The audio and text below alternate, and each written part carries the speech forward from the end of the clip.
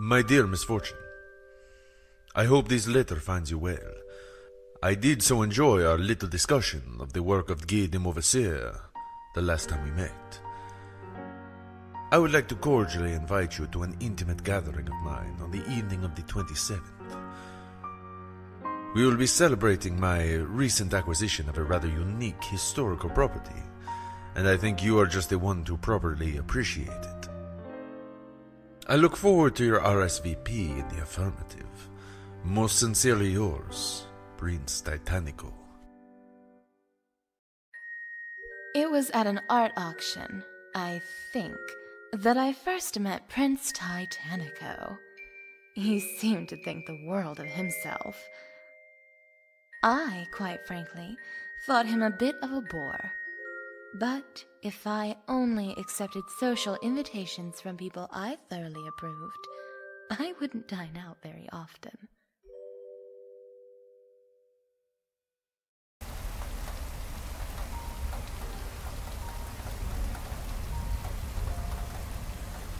I stepped onto the curb from my limo and laid eyes on the place for the first time. Gothic gargoyles loomed ominously over the old house, and creeping vines wound their way up its walls, as though trying to strangle it. The prince had been right. It really was to my taste. Good evening, ma'am. May I have your name? Ugh. This hulking thug, on the other hand, not so much. Fortune. Miss Fortune. Is the Miss a first name or a title, ma'am? Oh, I like to leave that to the imagination. Now you must be the butler, so why don't you buttle on and show me inside? The evening is a bit damp, I dare say. No, ma'am. I'm not a butler. Just a valet. My name is Klops. Oh my, what a terrible shame. Well, butler, or valet, you do open doors, don't you? Yes, ma'am. Right this way.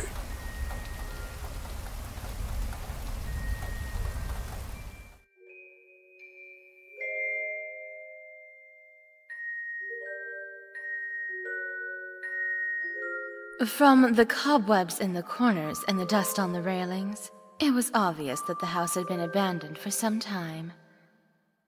Some high society guests might have been insulted to be invited to a venue in such ill repair, but it didn't bother me. I realized that the house had been preserved as it was for the effect. Misfortune has arrived. Ah, Misfortune, good evening. There are refreshments on the side table. Please do help yourself. Why, thank you. So, are you the butler? Or are you going to tell me you're just, I don't know, the concierge? Butler? No. I'm not a servant. I am a close friend and trusted advisor to our dear prince. The Grand Magus of his court, if you will. My name is Horatio. Charmed, I'm sure. My dear Misfortune, how are you, darling? It's so good to see you again. Comtesse de Clecitra! Yes, it's been just ages, hasn't it? I should have known you to be here. You're never one to miss an event on the social circuit. I dare say I needed something to cheer me up after my late husband's funeral, and an evening like this is just the thing.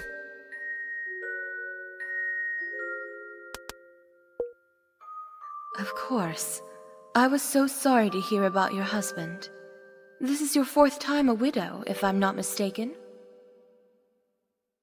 So, and for you, 9, I believe? Ah, yes. They just keep dropping dead, the poor dears. It's so hard to find a good man with stamina these days. Oh my, should I be worried? Perhaps you've been cursed. Me? Cursed? Nonsense. I seem to be doing just fine.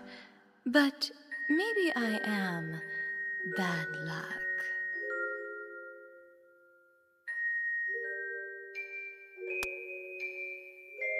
Let me see. When exactly was it that we last saw each other? It must have been at the Emperor's ball. Heavens, yes! Wasn't that quite the affair? Were you there when one of the waiters spilled a tray of champagne all over Duchess Reese's dress? Oh, yes. That was positively scrumptious, wasn't it? I mean, a shame about the dress, of course. I heard she had it made just for the ball. Such a pity. Well, given how many people come out nowadays, it was bound to happen to someone. I even heard the poor servant say he was sure he felt someone in the crowd give him a little shove. Can you imagine? Surely not. These are high lords and ladies we're talking about. No doubt the man is just making excuses for his clumsiness. You're probably right. Just an unlucky accident, I'm sure. Ah, Misfortune, welcome. I am so delighted that you could come. I trust Horatio has been keeping you entertained. Oh, yes. La Comtesse and I were just scandalizing your court jester. Or was he a wizard? In any case, scandalizing him with our intimate marriage details.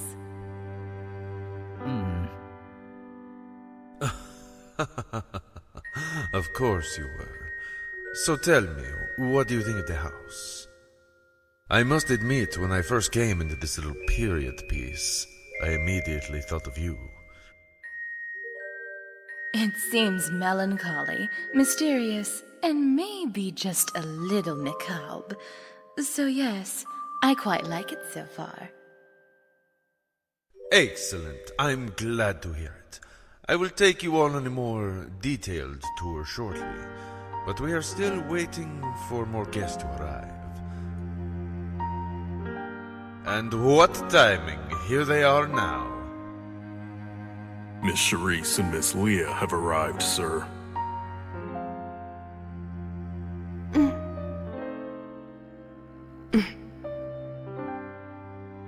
Is that the Sherice? The industrial heiress? The one who's been throwing all those charity balls ever since she came into her fortune? The very same! My beautiful Sherice, please come in. Without you, this place is dark and drab, but your radiance rekindles it anew. You're too kind. Oh my! I had heard she was seeing someone, but I never imagined it was him. Indeed. This party just got a little more interesting. And this must be Leah, the girlhood friend of whom you speak so very highly. Yeah, nice place you got here. If you like entertaining dead people. Dead people? Yeah, I assure you, fair lady, you are perfectly safe here. I think it was a critique of the decor, not of our safety. Leah doesn't mean it. It's a lovely house. Really. On the contrary, Miss Leah may be more right than she knows. Until recently, this mansion was the property of the Lee family. Perhaps you know of them. doesn't? A distinguished family of the nobility with a respected pedigree and a long history of public service and political influence. So, short version, some stuffy old rich people. Almost all of the estates out here, away from the city, were owned by old families.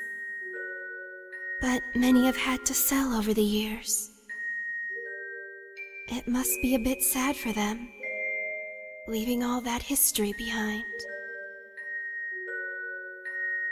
Indeed, and especially so for the Lees.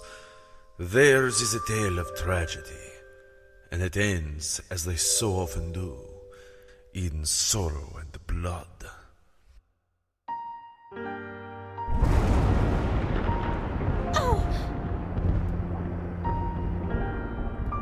Come, the house itself will tell its share of the tale.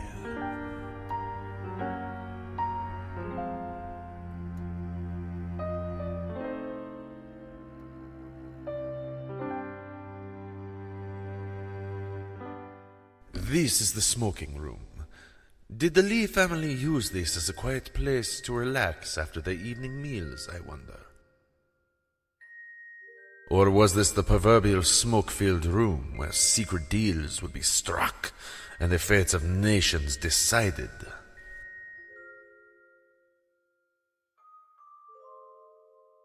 My attention was drawn to a curio cabinet on one side of the room.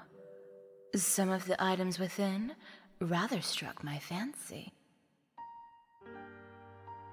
This cabinet, are these items originals? I believe so. I have endeavored to change as little as possible about the house since acquiring it. The Lees were well known as eclectic collectors.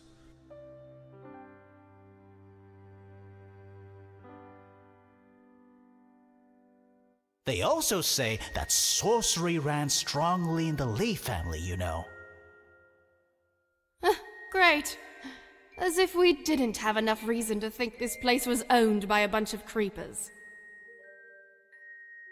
Come now, surely a smart little girl like you doesn't put any stock in old superstitions.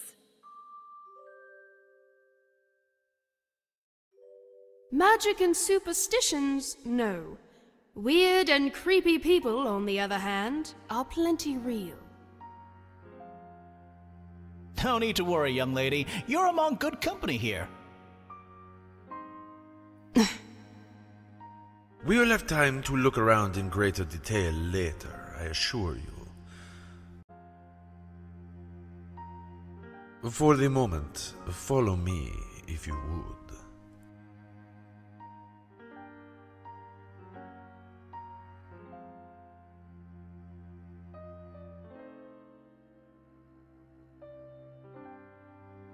They called this the king bedroom, home to the master of the house.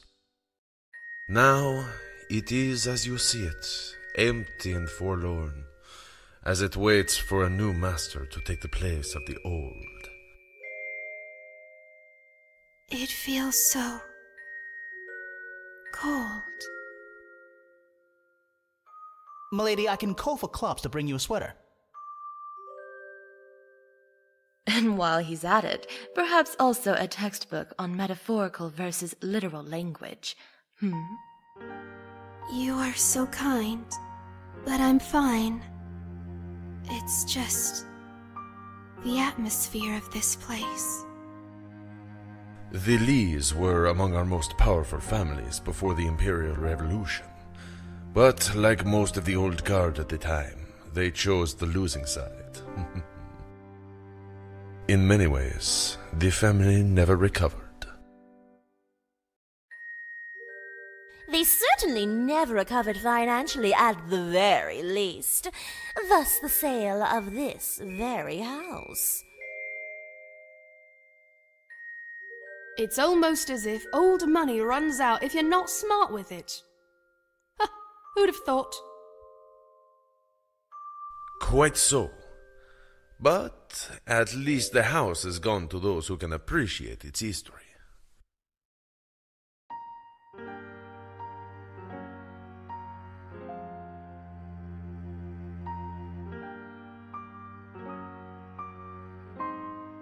This is the Queen bedroom, and it has a fascinating story.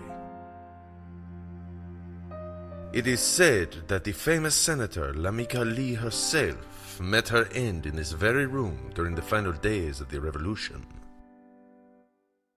Yeah, I remember learning about that. She was one of the staunchest supporters of the Old Republic. And she was killed here? In her own bedroom? That's so terrible. By all accounts, she did not go down without a fight. Revolutionary soldiers had stormed the grounds, but none who came in here survived.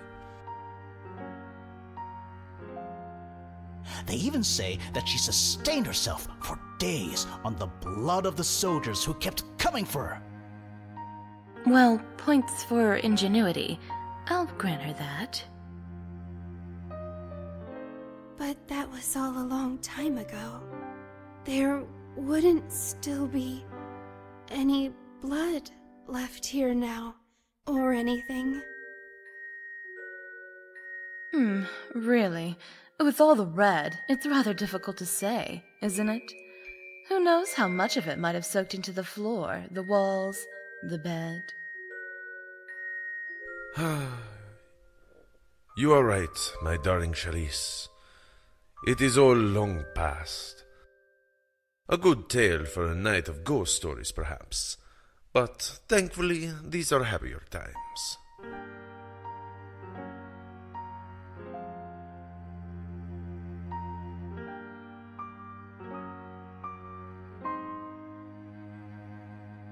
And here we have the dining hall. I see that Klops has left some tea and coffee on the table for us. And orange juice too, I hope. I'm running rather low. All this dry air, you know? I'll see to it, sir. For me, just a spot of black coffee would be wonderful. This concludes our formal tour of the estate, but our evening is far from over. Tonight, my friends, is more than just a housewarming party. Before the night is done, I have a very special announcement to make to you all.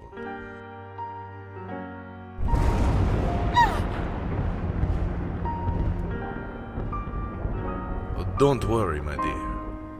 You are safe with me. Thank you.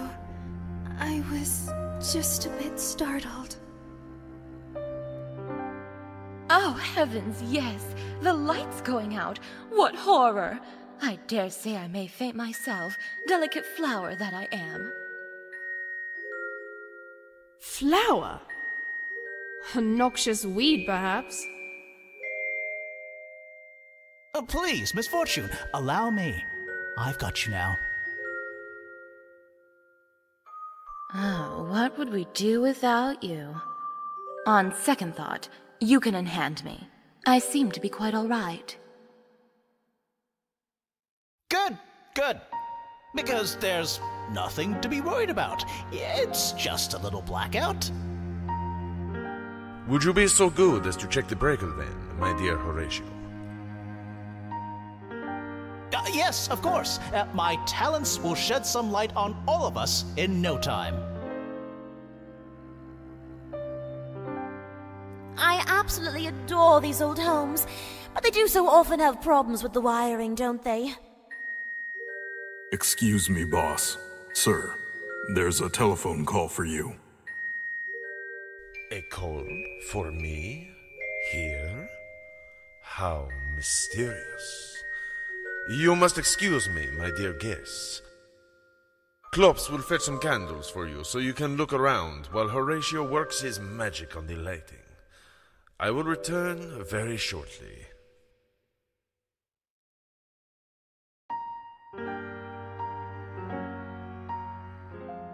I wandered back to the king bedroom by myself to take a closer look at some of the decor.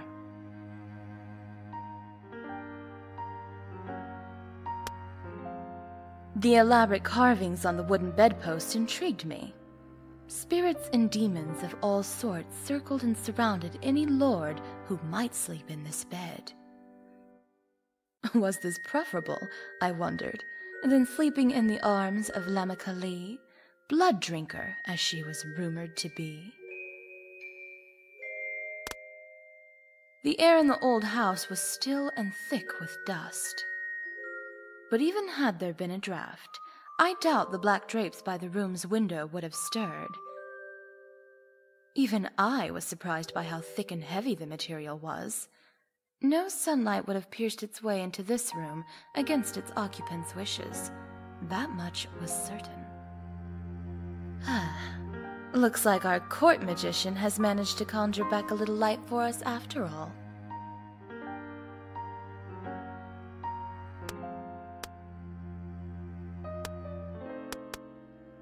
I simply adore old chandeliers, especially the ones that come crashing down unexpectedly on the heads of people I don't like.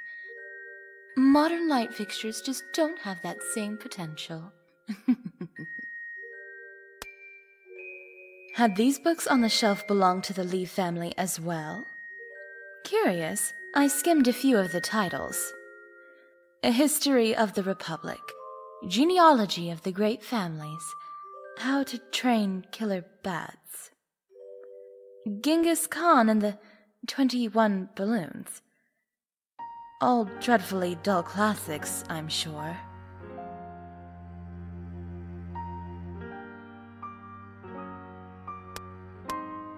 I'd hoped that by taking a closer look at the ruined portrait, I might be able to discern who had been pictured. I could imagine no shortage of delicious reasons why a lord's portrait might be disfigured in a house such as this. Shredded by a bitter servant when the master was thought absent. Savaged by an angry child who never quite lived up to expectations. Alas, the portrait seemed more a victim of old age than of some crime of passion, and of the face, I could make out nothing at all. At last I found you, Misfortune. You need to come right away. Please. Whatever is the matter? You look like you've seen a ghost with that one eye of yours. There's no time to waste, miss. You should see for yourself.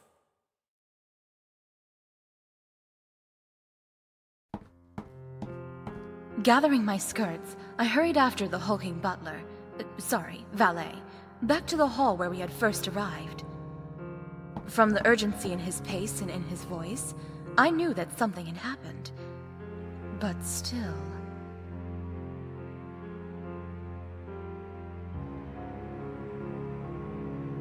It was our host, Prince Titanico. He was dead. That alone wouldn't scare me. I was no stranger to dead bodies. But from the way he was lying, it was clear that his death was no accident. He'd been murdered. And that meant that someone in the mansion was the murderer.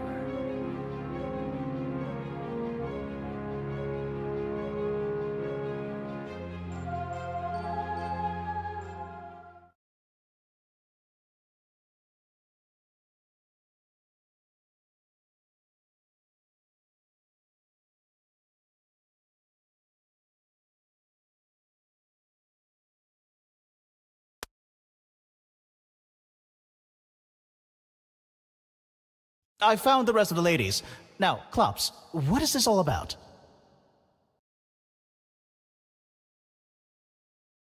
Is that a body? Here! Oh, positively horrid! Ugh! Everyone, shield your eyes! This is not a sight for fair sensibilities. The other guests stood in the doorway opposite myself and Klops. My eyes fell on our oh-so-sensitive ingenue, Sherice. If ever there was a time to faint for real, this was it. But she didn't. She just stared into the room, her eyes wide, glassy, and unblinking. Somebody needs to call the police! Yes, ma'am. Right away. It'll take them a while. We're ways out of the city. We shouldn't touch anything. Let's all go back to the dining room and wait for the police to arrive. No. What? We can't just sit and wait. We need to investigate. We need to see the truth with our own eyes. I'm with you on that, Sherry. Well, if our precocious little darlings are going to be poking about, I'm certainly not going to be left out. If you insist, then. My dears, please do be very careful. We won't disturb anything, Comtessa. I promise. That is not what I meant. It could be that whoever did this has not gone far.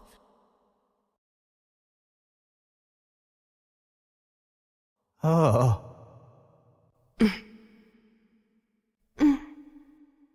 Surely it was just some villain who has since fled the scene.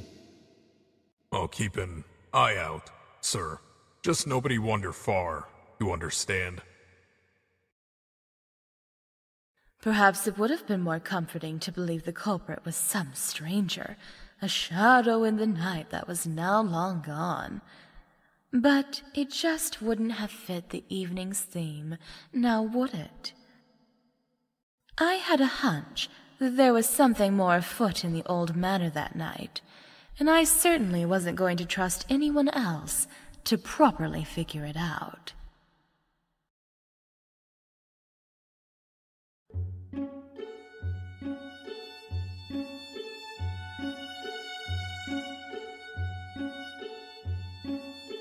No, what a tragedy. What a cruel twist of fate. And to think, tonight was meant to be an evening of joy and making merry. I'm not exactly sure that joy is the word I'd pick for an evening in this house. But I'll admit, I was never expecting anything like this. It was such a monstrous sight. Do you think Miss Leah and Miss Sherice will be all right? All right. They looked healthy enough to me. No, I mean, do you think they'll be distraught? You, if you don't mind me saying, are a woman of the world, Misfortune. But they are so young, so pure, like a newly bloomed flower that has only seen sunlight, never knowing that there is also night and all the horrors that it hides. A rose, by any other name, can still prick you quite nastily if you don't know what you're doing. I beg your pardon? Never mind, my dear Horatio.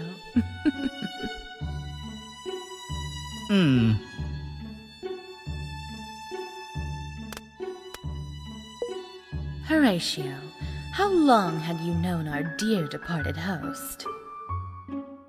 I have, had been his closest friend and confidant for many years.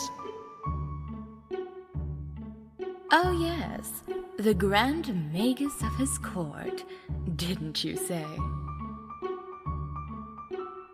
I did, but alas, though I can conjure a parlor trick or two, I could do little to foresee this unseemly doom. Indeed, unseemly, just the word I would have used. Presumably you would know then, if the prince had any enemies. A man like the prince always does, but none of them are here. I would say the evidence suggests the contrary. Surely you don't mean to suggest that it was one of us? After all, didn't you say that all your husbands just died from bad luck? Perhaps it was that. Yes, quite. Bad luck.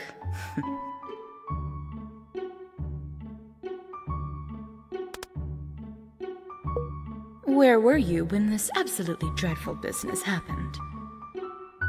I imagine I must have still been in the basement, or very close to it. I'd only just got the lights back on, and I was coming up the stairwell when Klops found me. Was he the one to discover the body then? I believe so. He asked me to help find all the guests, which leads me to cleverly deduce that I was the first one he encountered after the gruesome discovery. Ah, clever indeed. Nothing gets past you, does it, dear? Ahem. Well, I wouldn't go that far. But where were you, Misfortune? I was in the king bedroom. Alone? As it happens, yes. I've always been the sort to need a little bit of me time every so often, you know. But you could have been in danger! Oh, horrors, you're right. If only I was clairvoyant, I might even have been worried at the time, too. Well, never fear. You're safe with me now. Yes, I'm sure I am.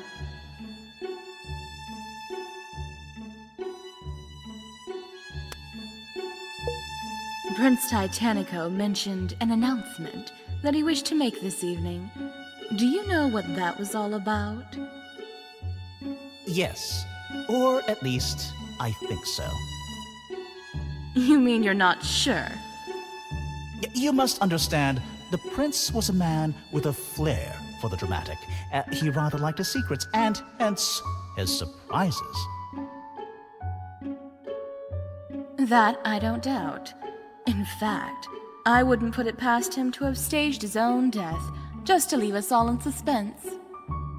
My dear friend did have rather unusual tastes, but I fear in this case it was not part of the plan.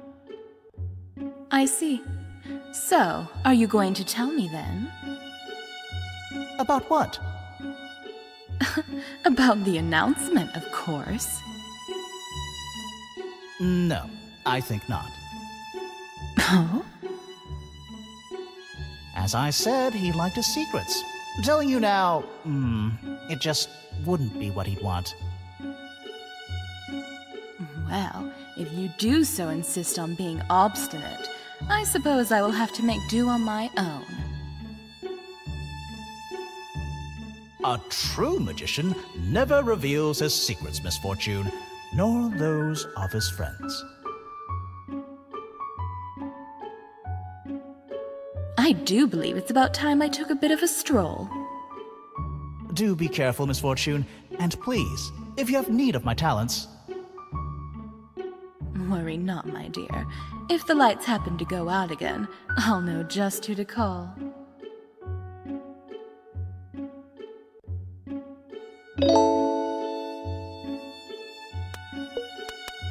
Goodness, the evening must be wearing on me more than I thought. Even my purse seems heavy. A knife? In my bag? It's even flecked with blood. And what's this? A ring? It looks decidedly pricey, but it's not one of mine. How did it get here? For just a moment, I was confused. But then the gruesome sight of Titanico's body flooded my thoughts, and the truth hit me. I was being set up.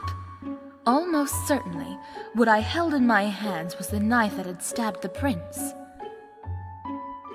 I don't know how it got in my purse, but whoever put it there had made a mistake. Because if there's one thing I know for sure, it's that anyone who tries to frame me for murder is going to regret it.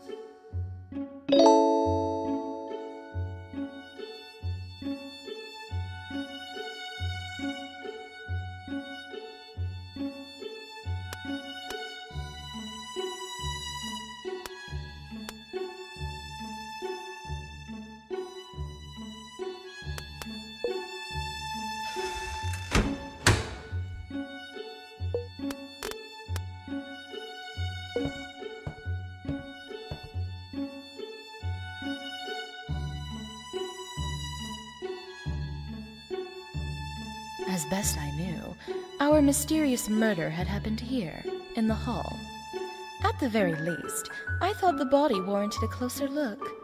Luckily for me, I was no stranger to corpses.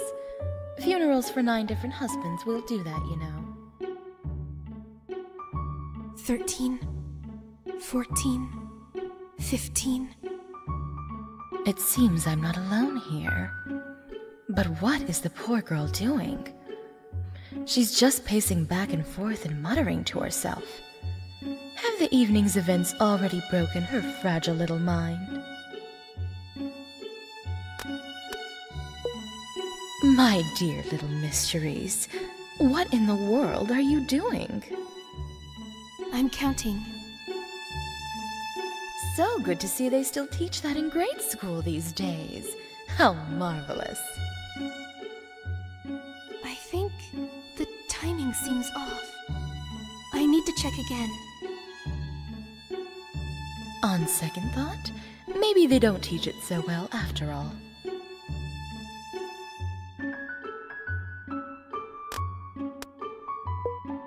I almost think I'll regret asking. But darling, what timing is off? It's Mr. Klops, the butler. Valet. Oh, yes, of course. Well, what about him then? I saw him go into this room when the lights were out. I see. Is that when he found the body, do you think? I think so. He came running out looking for Mr. Horatio. I don't think he saw me. Oh, well, you can't blame the poor man for that. He only sees half as much as the rest of us. But just what does that have to do with all your pacing and counting? I think he was in here too long. I beg your pardon. Too long? I've been timing how long it takes to walk from the door to the body. It doesn't add up. I'm sure he was in here longer. Maybe an extra 20 seconds. Well, aren't you a delightfully clever little girl? Maybe you should have been a detective rather than a fabulously wealthy industrial heiress. Oh, it's nothing, really. It's just... well, it's not my first time being around a murder case. That's all. I guess that helps a little.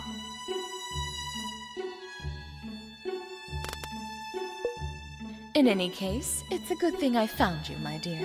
I had a feeling you just might be in need of my expertise. Your expertise? Oh, yes, dear. I've buried 9 husbands after all. I've got this morning business down pat, if I do say so myself. Forgive me, I didn't know. I'm so sorry to hear it. That's just so much bad luck for one lifetime. One gets used to it. And it's not all bad news. My last husband, the Duke, left me this marvelous country estate that is absolutely to die for. But, silly me, here I am going on and on about myself. You must be so terribly distraught about all of this. The prince and I, well, we hadn't been seeing each other for very long. But still, it's such a horrible crime. That's why I can't rest until I know the truth behind it. He did seem rather smitten with you, I must say. Well, he just liked to exaggerate, I'm sure. He had rather his own unique way with words. Unique is one way to put it. You don't suppose that, in his grandiose infatuation, he wrote you into his will, did he? Oh, I can't imagine that he would have. He never said so anyway. Pity. That's usually the first thing I ask for. Ah, well, live and learn, my dear.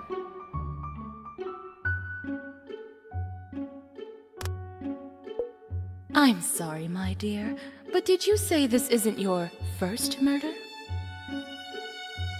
Yes. I mean, no. I mean, it wasn't my murder. But I was there when it happened. My. I never would have imagined. It must make for an absolutely thrilling story, I'm sure. Please, you must forgive me, but I really don't want to talk about it. Of course. How rude of me to pry. I'm sure the experience must have been just ghastly for you. But, oh my, you don't suppose it could have something to do with our current predicament, do you? No, I don't think so. It was a long way away, and the killer was stopped. And besides, except for Leah and I, nobody here was involved. Well, that's a relief. It would be just awful if there was a serial killer following you around, or something like that. It must just be coincidence, then, that people keep dropping dead wherever you go. I suppose that it must be.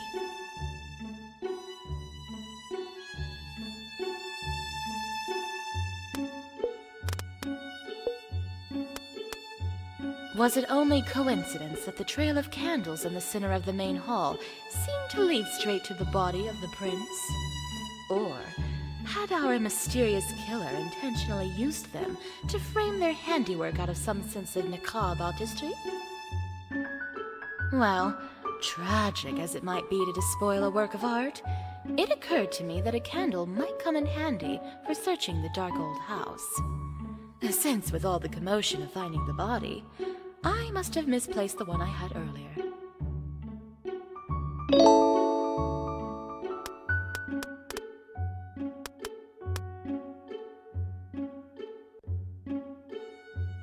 I decided it was time to take a closer look at the body. Corpses are always a bit distasteful, to be sure, but I'd seen enough rich old lords killed in unfortunate hunting accidents that I was rather used to it. The prince was face down on the floor, and there was an odd angle to his right leg. So odd, in fact, that I'd wager a platinum necklace or two that it was broken in at least one spot. Could simply collapsing on the spot from a stab wound cause a break like that? I seriously doubt it. The prince's most obvious injury was the wound on his back. Judging from the way the clothes had been pierced, it had almost certainly been made by a knife. The wound itself was deep and vicious, clearly the work of no ordinary butter knife. The blood had soaked through the back of the prince's evening wear, but given the nastiness of the wound itself, there wasn't as much of it as I might have expected. There was something odd about the prince's right hand. I knelt down to get as close a look as I could without touching it. The palm and inside of the fingers had been burnt and blackened. I checked the left hand as well, just to be sure, but it seemed undamaged.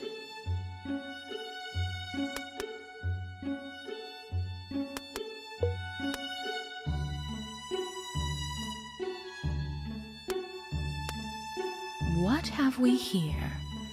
There's an extra wire clipped to the back of the phone. I'm quite certain this sort of phone doesn't normally need more than one wire. Let's just leave it alone for now, shall we?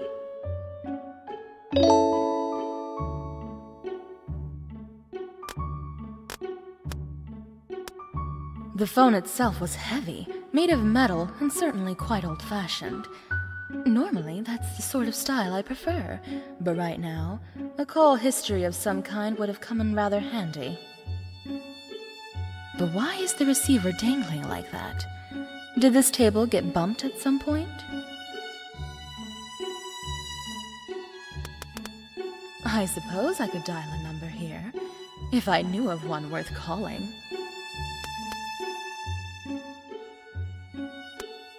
That just seems like a random number.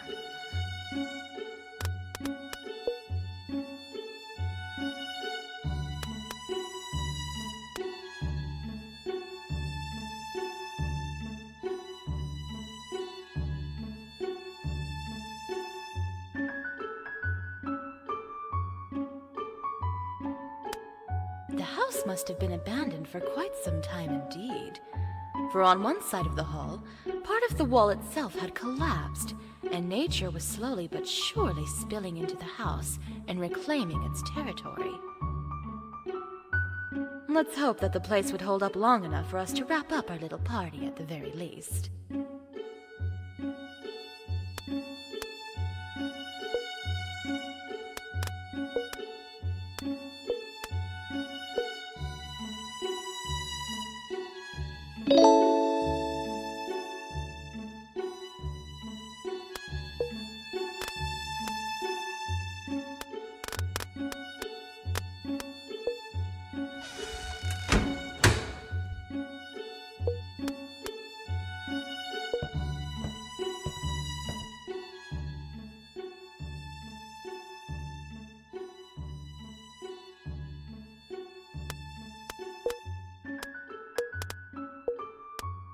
The family crest of the Lees still adorned some of the flags and banners that hung from the walls in the dining room. I suppose it wasn't a bad crest, really. A little overly dramatic with all the spikiness, perhaps. But then, they weren't exactly a family that had cultivated a particularly cuddly image. At first, I was inclined to laugh at the giant, oddly proportioned statue that was the dining room's centerpiece. But as I drew closer, I couldn't help but feel a bit intimidated by the way it loomed over me. Then again, I could say the exact same things about that gruesome one-eyed manservant Klops. Who'd have ever thought he would have so much in common with a work of art?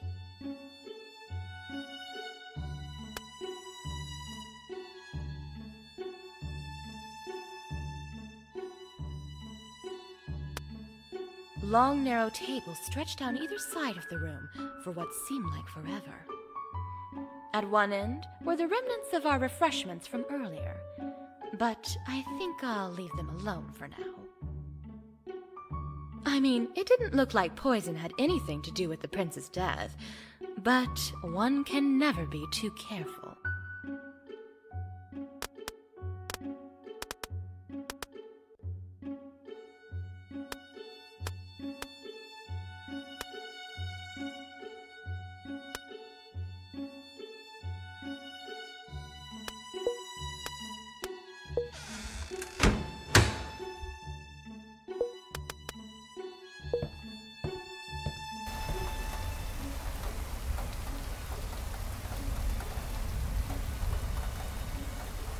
When I'd first arrived at the manor house, I thought it might rain that evening.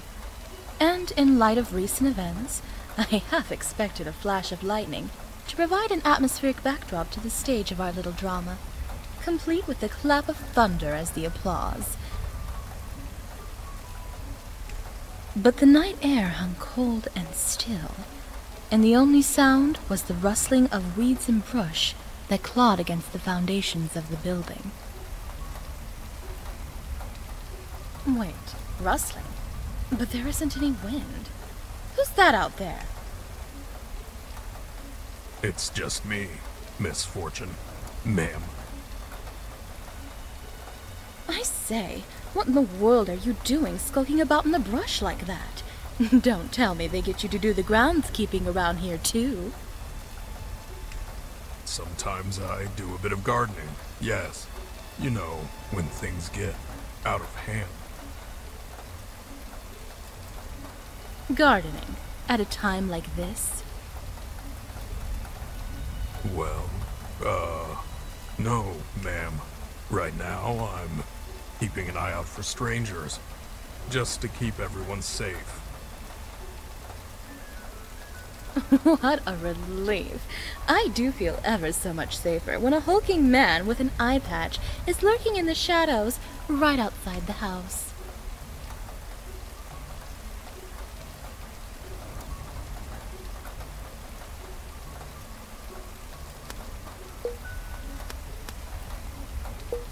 So, you were in quite the tizzy when you came running to find me earlier. Was it you who found the body? Yes, ma'am. I found it in the hall, just like you saw. And what were you doing before that? Well, I let the boss, the prince, into the hall to take his phone call. Then I went to the pantry to get more candles for the dining room. I didn't know how long Horatio was going to be with the lights. So, the prince was alone then when you left him in the hall? Yes, ma'am. Without a doubt. Why then, it appears you may have been the last one to see the poor prince alive. Wouldn't that actually have been the killer, ma'am? I suppose so. But then, you did just say you were quite certain he was alone. What do you mean by that?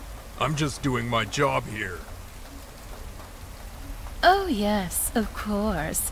I'm sure you're quite excellent at, well, whatever it is that valets do.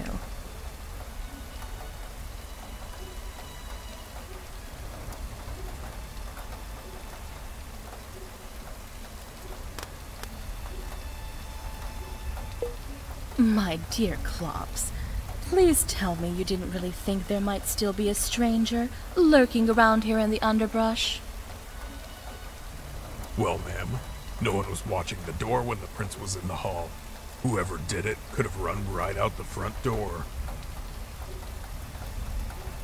Why, indeed they could have. Not much gets by you, it seems.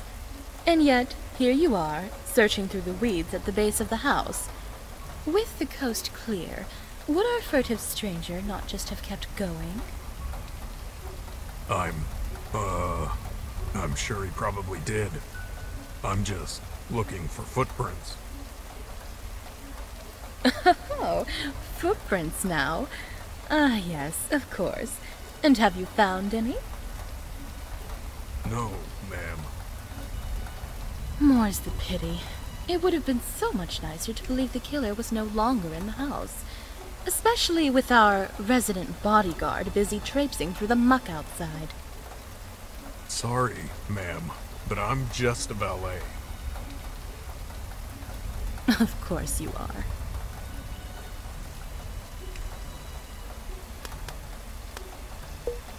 Can you tell me anything about our late host? Perhaps about this grand announcement of his? About the boss? The prince? Sorry, ma'am, but he wasn't the sort to confide in a mere valet like myself. Oh, come now. I know how it is with servants. You're bound to have seen or heard a thing or two about the house, whether your master knows it or not. Look, I take my duties seriously. I make it a point not to see things that I'm not supposed to see.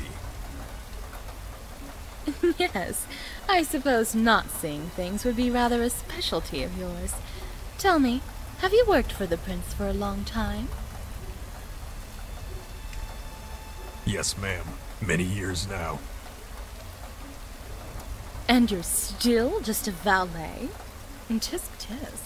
Promotions must be hard to come by in that household.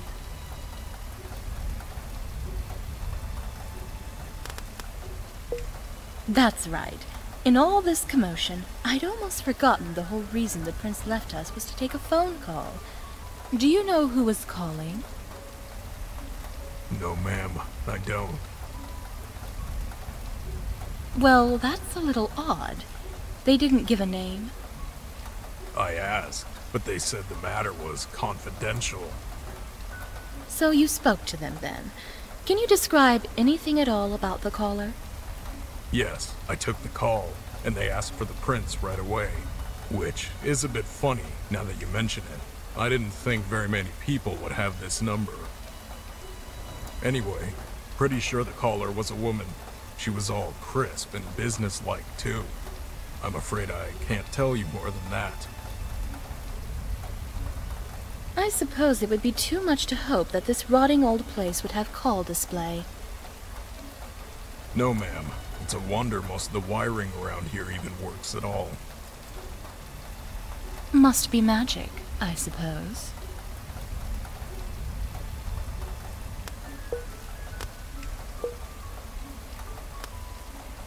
There were stories from the time of the Revolutionary War that when soldiers first stormed the grounds of the Lee Manor, ferocious spectral beasts appeared out of nowhere to tear apart the terrified trespassers.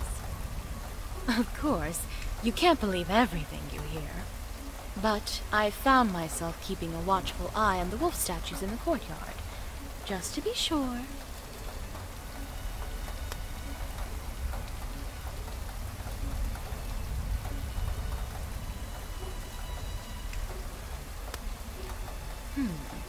Klops claimed he had already checked the ground around the house for footprints, but I thought it couldn't hurt to double-check. Apparently I thought wrong, though, for as I stepped off the path into the brush, the weeds and thorns tore at my skirts and scratched my ankles. You know, I think I'll just take the one-eyed brute's word for it after all.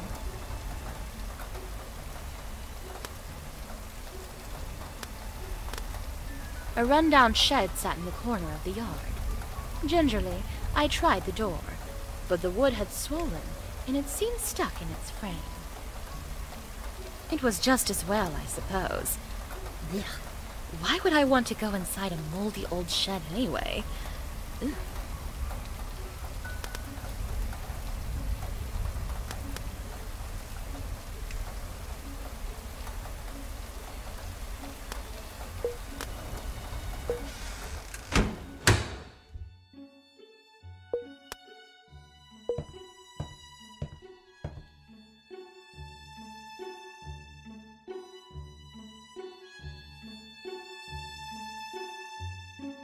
I returned to the king bedroom, where I'd been when the whole grisly affair started. I thought it might give me a chance to think by myself, but alas, it was not to be. The curtains were drawn back, and a particularly pernicious twerp of a girl was leaning halfway out the window.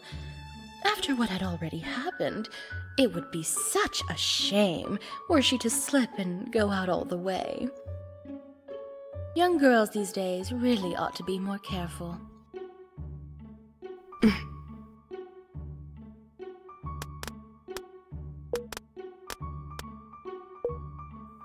My dear little girl, just what are you doing? You're liable to go for quite the little tumble if you keep leaning out the window like that. I'm trying to get a decent signal. Oh, for your phone? Yes, it does seem like you young people just can't get by without them these days. I don't care about the phone. I want network access. Whatever for. So I can hack the phone company records and figure out who called this house. You can do that, can you? Yep.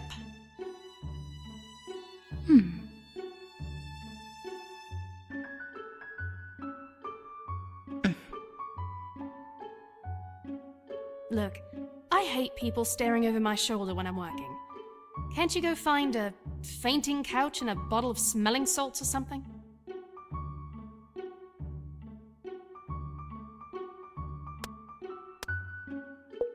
Now, Miss Leah, was it? I'm afraid I just don't know very much about you. Who are you exactly? I'm Sherry's friend. I rather gathered that much. But, my dear girl, what with her enormous fortune, social connections, and nauseatingly innocent good looks, I'd imagine the list of people who'd like to be friends with Miss Sherice is rather long. What's special about you? Fine. My parents were rich too. They're in the tech business. Sherry and I went to private school together. I helped her with math, she helped me be a better person. Fair trade, I hope. You say were. Have your parents passed away as well? No, we just don't get along too well right now. Ah, and your dear old fabulously wealthy school friend took you in. How sweet of her. I see where you're going with this. And no, I'm not financially dependent on Sherice. Sure, I live with her, but I've got a nice little fund of my own. So I've got no motive to bump off a boyfriend out of fear that he'll kick me out of the house or something like that. Oh my, perish the thought. I'd never dream of suggesting such a thing. No, I'm sure you've got much nastier things to save for your dreams.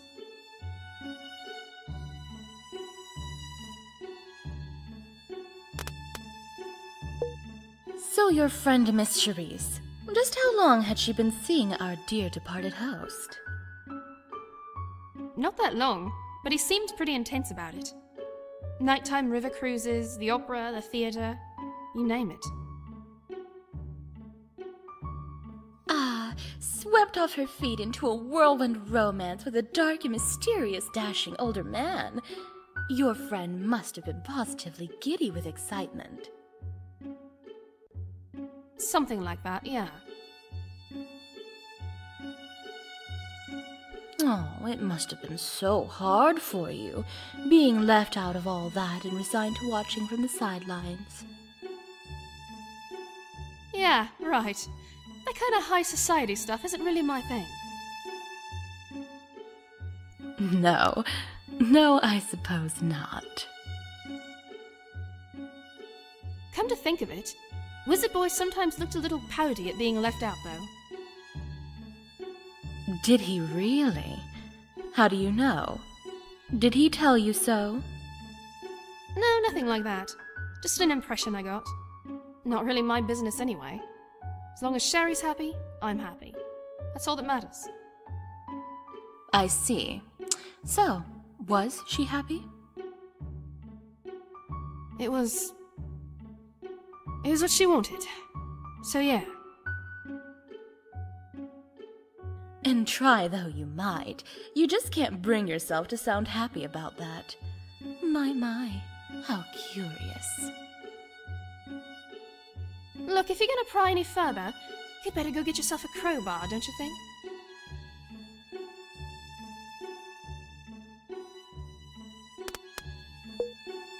So, your sweet little friend. She can be quite the tease, it seems. I was just talking to her earlier, and she let it drop that this wasn't her first murder case. You must think you're very clever for worming that out of her. You know, I bet you're one of those people who think they're a lot smarter than they really are, aren't you? My dear Leah, something like that is not exactly the wisest thing to say when you're perched precariously on the edge of a window. It's ever so fortunate that I'm in a good mood today. A good mood? Here, now. How could... No, never mind. I forgot who I was talking to. In any case, my dear, Miss Sherice said the only other one here who was involved in that case was you. No matter how smart I might or might not think I am, surely you can't blame me for wondering whether it might be relevant to our current predicament. Well, it's not. Not directly, anyway. Aha! Not directly. Now we're getting somewhere.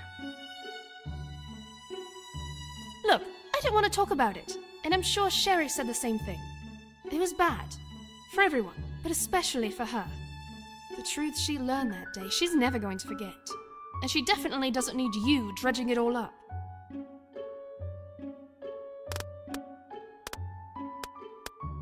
Let me guess. All lightness and air on the outside, but on that dark day, poor Sherice learned just what she was capable of. And just what was that exactly?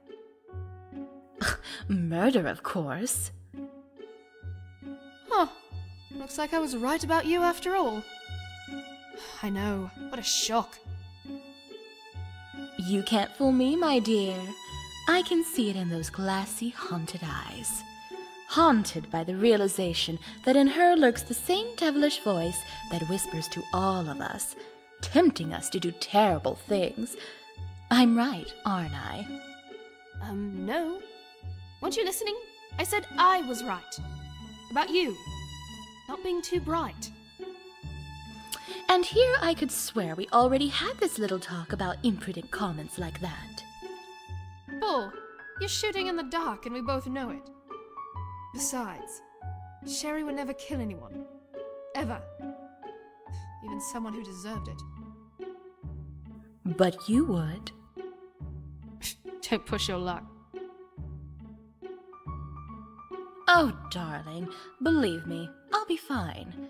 If there's one thing I do know all about, it's luck.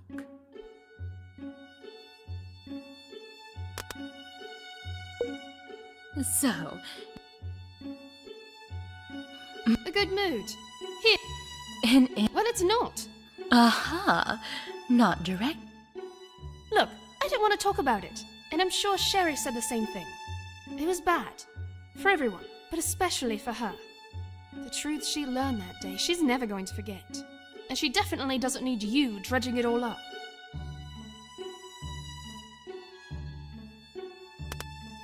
There's no need to tell me, darling. She learned the truth about her family, didn't she? That not all that lovely money of theirs was obtained through, how shall we say, completely honest business.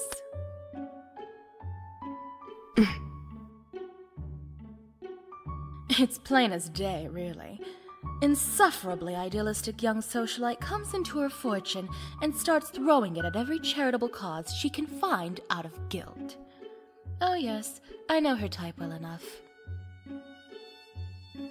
We learned that her family had been mixed up with some really bad people. No, more than just bad. With true evil.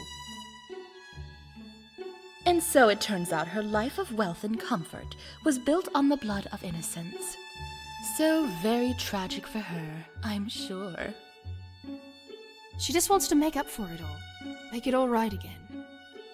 Sometimes I worry she thinks she can carry the weight of the whole world. She pushes herself hard enough. Yes, I did say insufferably idealistic, didn't I? If by that you mean a better person than you'll ever be, then yeah, that's spot on. She just needs someone to watch her back. That's all.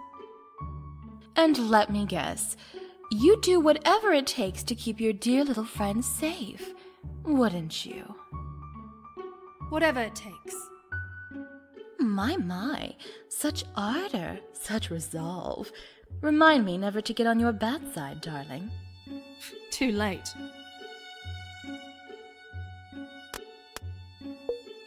So... A good mood.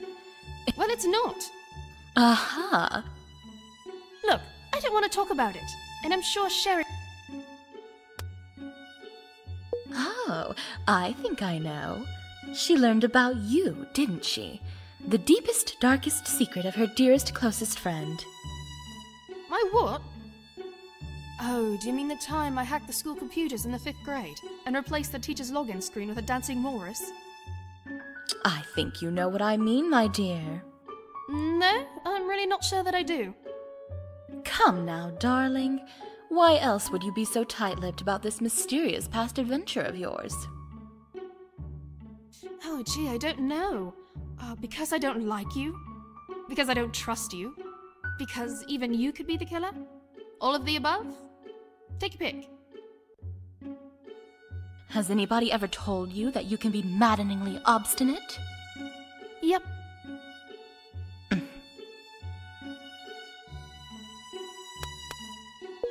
So, who was it then that called the house? If I tell you, will it get you to leave me alone? My dear girl, this predicament affects all of us. If you found out anything that might be in the least helpful, surely it's in all of our interests for you to share it. I'll take that as a yes. Fine. The number is 11223344. It's a business number registered to Oxley Accounting Services. An accountant? Doesn't exactly sound like a social call, now does it? Who knows? As far as I can tell, this Prince Titanico had some pretty weird friends. You haven't tried contacting them, then? Nah, that'd mean talking to more weirdos. I'd rather try and hack into their private email or something and see what's up. I'll leave you to it, my dear.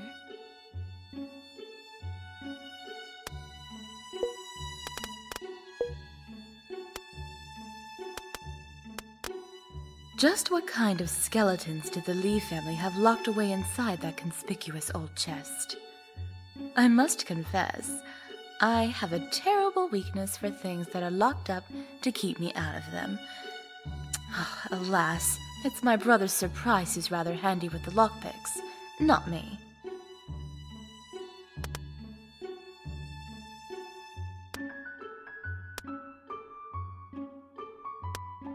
For just the slightest of moments, I considered collapsing into the antique red chair in the room's corner.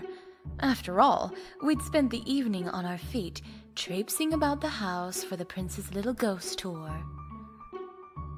Then I remembered that spiderwebs don't just come out of nowhere, and that upholstery is a prime place for the little nasties to hide.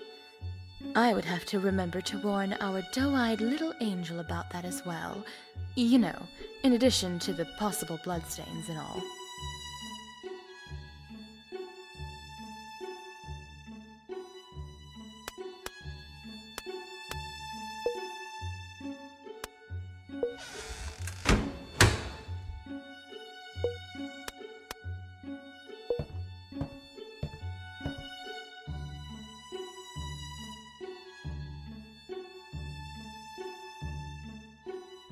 In the queen bedroom, I found my old social acquaintance, the Comtessa. To say that I trusted her was going much too far. But I had certainly known her longer than anyone else there that evening. Besides that, I knew her to have an ear for gossip and an eye for detail. If there was anyone who could tell me a little more about the cast of our little drama, it was her. There you are, Misfortune, darling. I must say this whole affair is just dreadful, isn't it? Tragic. Truly tragic. Prince Titanico was an eccentric man, but he knew how to put on a show. Sadly, this is rather more than I expected, I'm afraid. Are we really sure he didn't plan the whole thing after all? You know, have the last laugh, go out with a bang, that sort of thing. Oh no, my dear, I don't think so. The prince, by all accounts, was far too fond of himself for that. Pity. It would have made for such a delicious story. Not to mention no longer having to worry about a possible killer being on the loose. Quite so.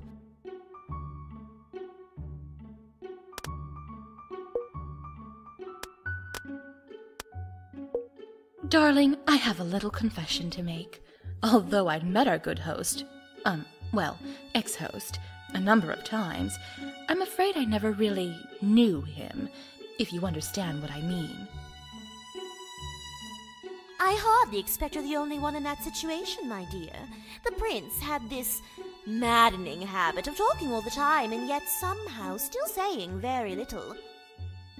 So was he really a prince then? Do you know? These days, title really does not mean what it once did. After all, how many do you have now? Oh, let me see. At least 3. All by marriage, of course. Sometimes it can be hard to keep track. Just so. No doubt our late prince could make some claim or another, but these days, who can't? Just about anyone can claim a tenuous connection to some great old family that was thought lost in the Revolution, and it's so hard to prove them wrong. And as long as there isn't money involved, no one much cares to try. So he called himself a prince, and that's about all anyone knew. He wasn't married or anything, was he? Good heavens, I hope not. You did see him doting all over our sweet little Sherice, didn't you? Come now, Comtessa. You and I both know that's proof of nothing. So cruel, but so true. Still, if he was ever married, I never heard of it. And you do have such a knack for hearing interesting things, darling. If there was anything to hear, I dare say you would have heard it. Oh, modesty forbids. In any case, it would seem our late prince was quite the enigma then. At least I can feel glad that I wasn't the only one in the dark.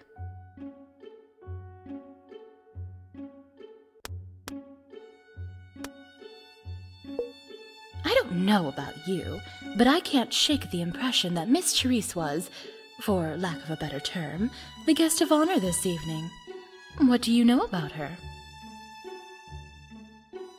Oh, the poor girl. She's an only child, and her parents passed away just recently. Yes, I feel for her. An enormous inheritance, and all of a sudden no one around to tell her how to spend it. The family, they were industrialists, were they not? That's right, though by the end they were into pretty much everything. Manufacturing, banking, real estate, and more. They were a bit close-lipped about their net worth, but certainly one of the richest private families in the empire. And if I recall correctly, they were a new money family, too. Money-grubbing upstarts. I think I heard them called at court from time to time. Did you really? I don't doubt it, of course. My word, that place can be just so beastly sometimes. Actually, I thought that was rather tame. You should hear the things they call me. Oh yes, they can say such horrid things about widows like us. Sometime you and I will have to swap stories of the more creative ones. When the circumstances are more pleasant, of course. Of course.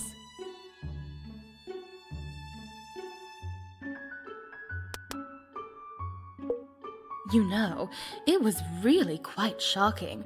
One minute the prince was playing host and telling ghost stories, and next thing you know, we all come running and he's dead on the floor. Oh, indeed. That was a surprise of a most unpleasant nature. Where were you when you heard the news? It was that one-eyed shambler in the ill-fitting coat who found me in the other bedroom. Did he find you first? No. In fact, I was in here. And it was that young man with a decidedly orangish hue who brought me the news. Our oh-so-helpful Horatio. He must have been done fixing the lights then. Yes, they'd only just come on. I must say, he was in quite a state, with those robes of his flapping about everywhere. I expect I would have laughed if he didn't look so distressed. Alas, such a wasted opportunity. Mind you, he didn't tell me exactly what the matter was at first. I'm not sure he knew himself. He only said that something had happened, and we had to gather everyone together right away. And our two little darlings. You found them on the way back then? Precisely. Just as we were coming back down to the main floor. Well, it's good we've got that all straightened up. With so much running about the house, it's enough to make one's head spin trying to sort it all out. Oh, my word, yes! I used to get quite bad headaches myself, especially back when I was with my second husband. Mind you, those only ever seemed to come on when he was telling golfing stories. My dear, I know exactly what you mean.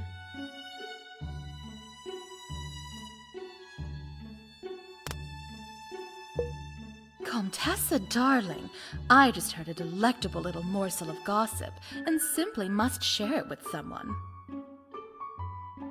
Why, some scrumptious gossip is just what I need right now. Oh, do tell me more, dear. I was talking to the Leah girl, you know, Sherice's little hanger-on, and she hinted that she'd been feuding with her family and was more or less kicked out of the house. Oh my, how sad for the poor young thing. To be honest, if she lived with me, I'm quite sure I'd do the same.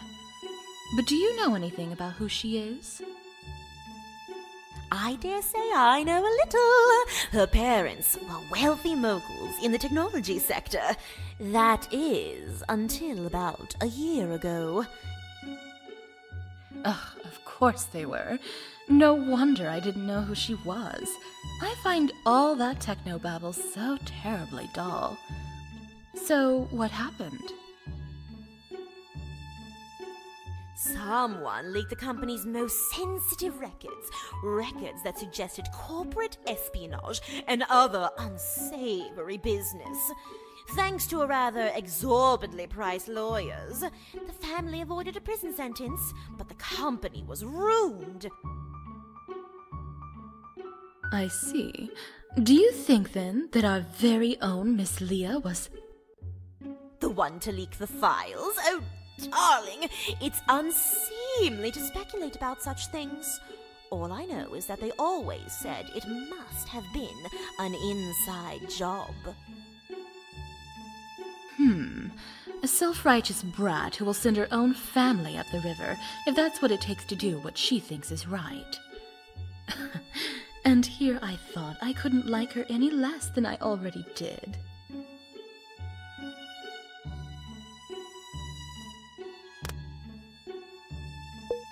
So how did you know Prince Titanico then? I met him at an art auction myself. How about you? Oh, I hardly knew him at all, really. He was an acquaintance of my late husband's. They played cards together sometimes at his club, or so I understand. I see. Is this the first time you've seen him then, since your husband passed away? Well, he came to the funeral, but other than that, yes. Yes, it is.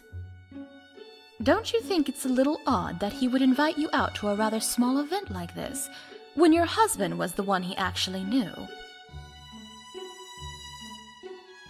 He said he thought I would appreciate the historical nature of the estate, and he's not wrong on that count. Perhaps he may have also thought I'd be a little lonely, being recently widowed and all. That part's nonsense, of course. A woman in my position gets rather used to it. But it's sweet of the dear boy to try. Yes, indeed. One does get used to it. Husbands come and go. It's the way of the world, really. Too true.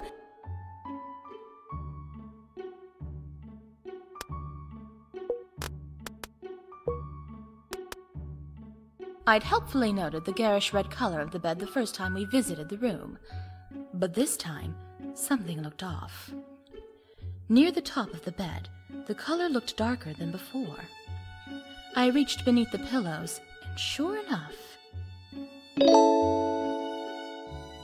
it was a knife with a distinctively wavy blade, a blade that was covered with blood.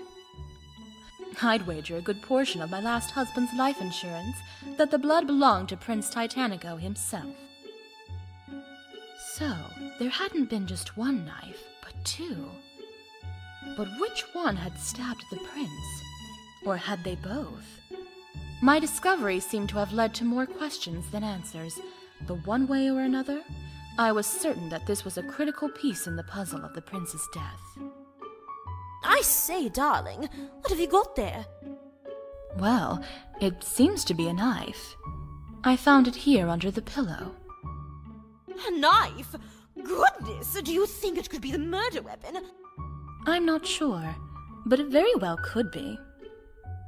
Let's just leave it here, shall we? I'm sure the police will want to know about it later, but for now, it will be our little secret. Very well, dear. I do so love a good secret.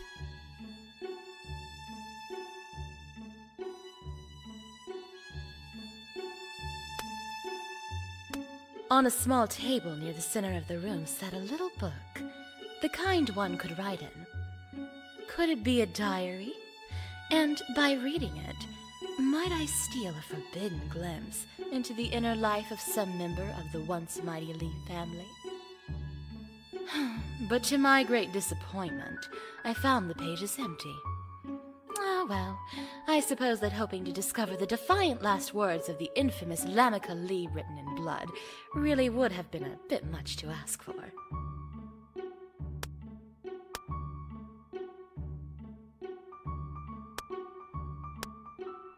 I couldn't make out the lady in the ruined portrait, but I assumed it must be some grand old dame of the Lee household. Why had she been left behind, I wondered? Had the rest of the family simply not liked her?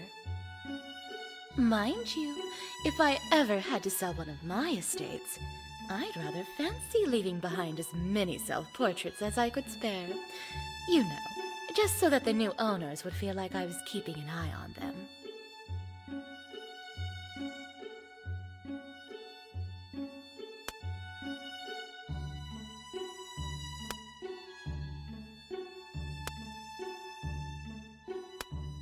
A set of old vases sat on the dresser. Could there possibly still be anything in them? The neck of the nearest vase was too narrow for me to see anything inside at a glance. I suppose I could have stuck my hand in to feel around, but there could easily be a mouse or a spider lurking in there. No, that would be a much more suitable job for Miss Sherice and those small, dainty hands of hers, I think.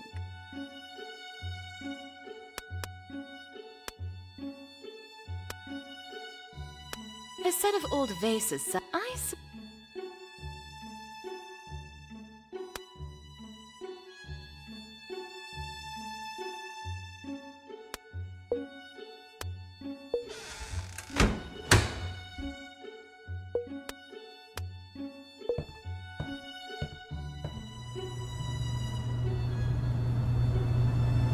Thanks to my candle here, I should be able to find the light switch.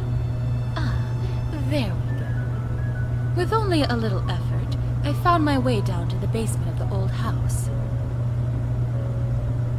Although our little adventure with the lighting had seemed natural enough at the time, given the condition of the house, the prince's murder had colored all of the evening's happenings with a more sinister shading. Perhaps examining the house's electrical panel for myself would shed some light on the mystery. That must be the breaker panel. Let's take a closer look, shall we? I don't know much about this sort of thing, but it looks to me that all the switches are on, except for one. Well, fun as it would be to make the little girl faint again, I probably shouldn't touch them for now. Hello, what have we here? It's an electrical timer.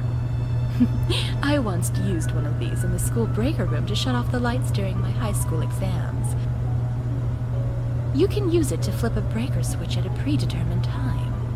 The question is, just what is it doing here? I'm starting to think our little blackout earlier might have been no accident after all. The wiring is old, but it looks to me like it should all work. It's a bit of a mess, though. Hard to tell just what goes where.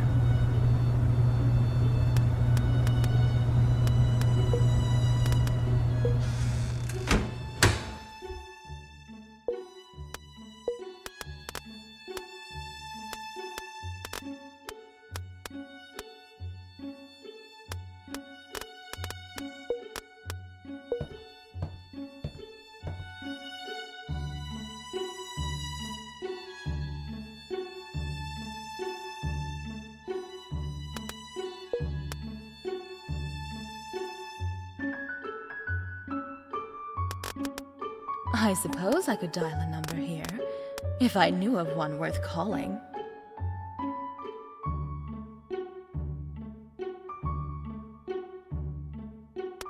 Oxley Accounting Offices. That's what that Leah girl had said. Of course, she could have just been making it up to get rid of me. I'd certainly do the same to her. But...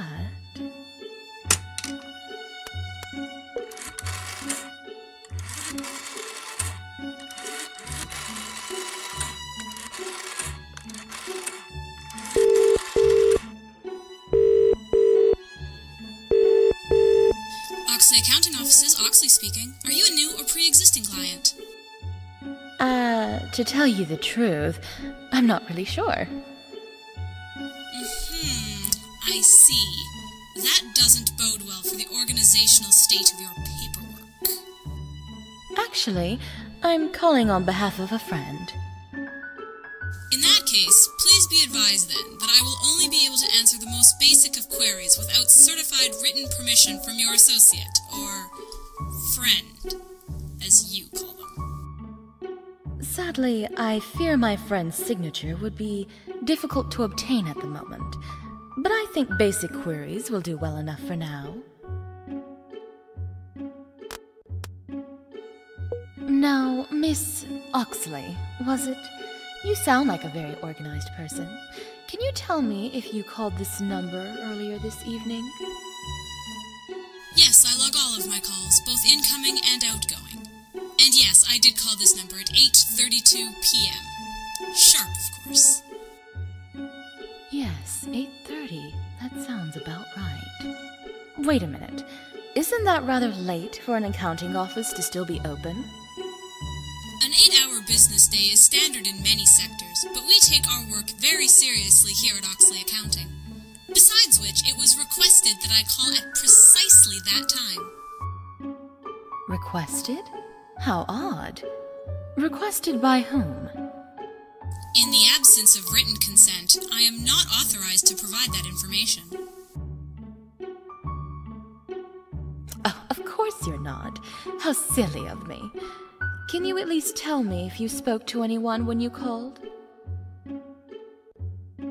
Yes, the call was answered. I asked to speak with a particular individual and was told to wait. And you did wait then? For 4 minutes and 36 seconds, yes.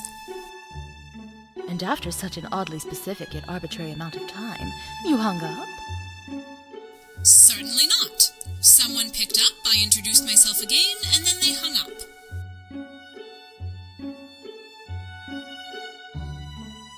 How rude. To think anyone could hang up on such an obviously charming personality as yours.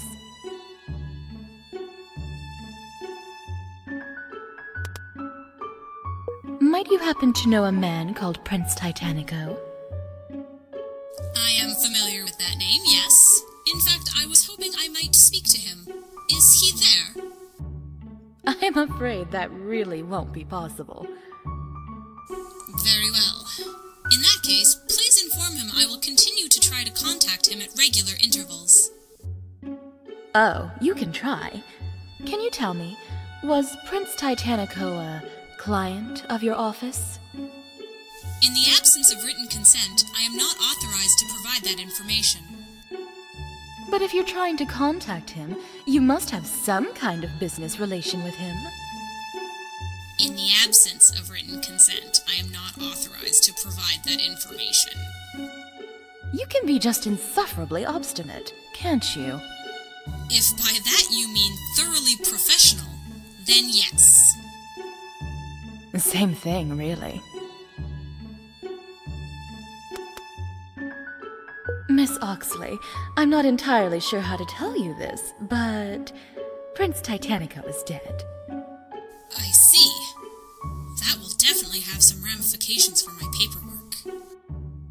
Not only that, but it seems rather likely that he was killed precisely when he came to answer your phone call. Noted. I suppose that explains why he hung up so abruptly and didn't call back. Yes, didn't you find that a little bit odd at the time? Not really. For certain types of business, it's quite common to encounter some reluctance on behalf of the other party. But hang on, I thought the prince was your client. Why would he be reluctant to speak with his own accountant? Accounting is not the only service we provide at our office. We also perform audits, credit checks, and financial investigations of various sorts. Of course, now it makes sense. The prince was being audited, wasn't he? In the absence of written consent, I am not authorized to provide that information. It's quite all right, dearie. I can connect the dots myself. You've been ever so helpful, in spite of yourself, really. You are welcome to log your opinion of our interaction on our office's website feedback form. Now, exactly who was I speaking with again? Are you with the police? No. They're on their way. My name's Misfortune. I'm one of the guests. I'm quite sure that name has been in my files before. Something to do with a possible inheritance tax irregularity from a deceased spouse? Let me check. That won't be necessary. Besides, the wiring is a bit dodgy in this place. The phone could go out at any moment. Ta-ta then!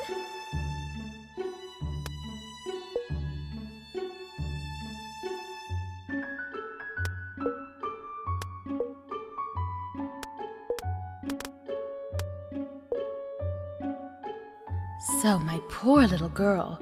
I was talking to my friend the Comtessa, and she told me she'd heard people at court say the rudest things about your late family.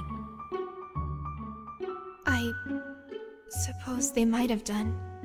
Sometimes people will say things that are quite unkind. I try not to let it bother me. Still, it must be awfully hard being a new money family when there are so many busybodies who go on and on about tradition and blue blood and that sort of thing. Oh, I don't think so. Some people will say cruel things about anybody. I've heard them say things even about the Comtessa, too. So it wasn't just us. About the Comtessa, really? I thought you said you didn't listen to that sort of thing. I try not to. But Titanico talked about it sometimes. I think he knew the Comtessa's last husband before he passed away. My goodness! Surely he didn't imply that she was in any way responsible. That would be unthinkable. Well, he did say there were rumors. But I'm sure that's all they were. Like I... Yes, my dear. They most certainly do.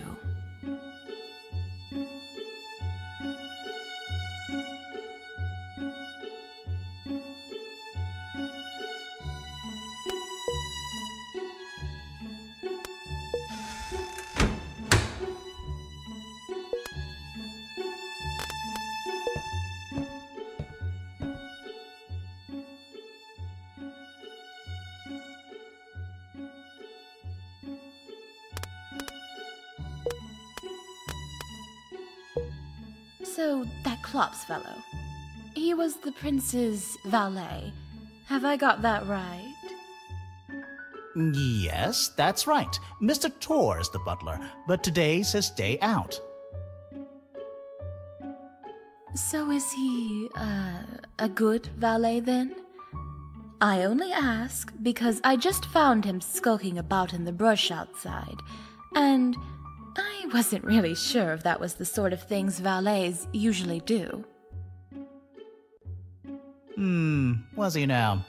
Well, I can't say I know terribly much about the exact duties of my dear friend's household staff, but I know he did some gardening from time to time. Indeed, gardening. I believe he said something along those lines as well. Yes, well, he was quite good at whacking weeds, or so I heard. I suppose that sounds about right. If I were a weed, or really, even if I wasn't, I wouldn't want to get whacked by him either. Was he happy with his work? Do you know? Come to think of it, he did seem a bit jealous of Mr. Tor's position from time to time. No doubt being a butler pays better than a mere valet. Though I'm not sure how either stacks up against a grand magus. Need I remind you, Misfortune, I am not, was not, an employee of the prince's household. Oh, but of course, how silly of me. So back to Mr. Klops then. Do you know if he had issues with money? Might he badly have needed a raise? Really couldn't say. Perhaps someone on the staff did, though. I did sometimes hear Mr. Tor complain about small valuables going missing. So very interesting. You've been a great help, my dear Horatio. It is my pleasure to be of service.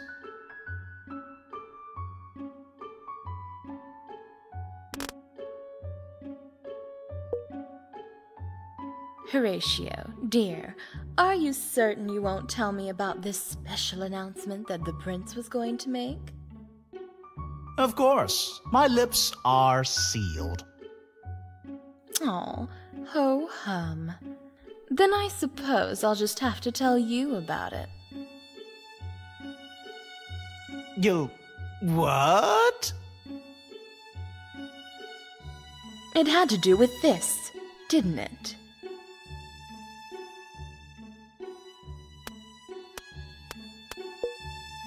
How about this? Wait. That's not what I meant. Pretend you didn't see that. What I really meant to show you was,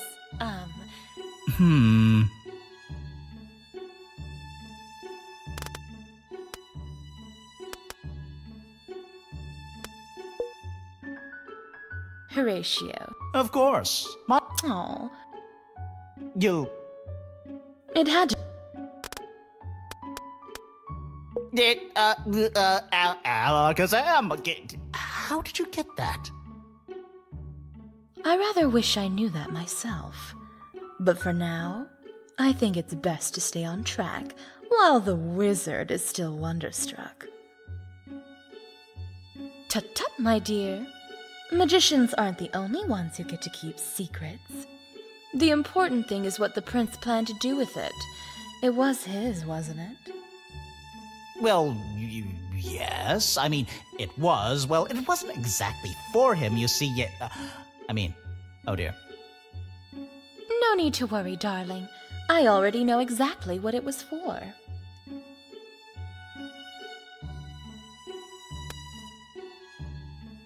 It's simple, really. He was going to propose to Sherice. And what makes you say that? Come now, my dear. It doesn't take a fortune teller to see that he'd been doing everything in his power to sweep her off her feet. Add to that a diamond ring sized for slender little fingers, and the story all but writes itself. It is true that he was quite, taken with her, yes. I mean, who wouldn't be, really? Oh, yes. Sweet, demure, pliable, and very, very rich. Just the type for the prince, I'm sure. You're not going to tell Miss Sherice about this, are you? Surely it would only make things even harder for her. No, at least not yet. Like I said, sometimes I like to have a secret or two up my sleeve myself. But confirming that I was right about the prince's intent certainly does paint this mystery in a whole new light.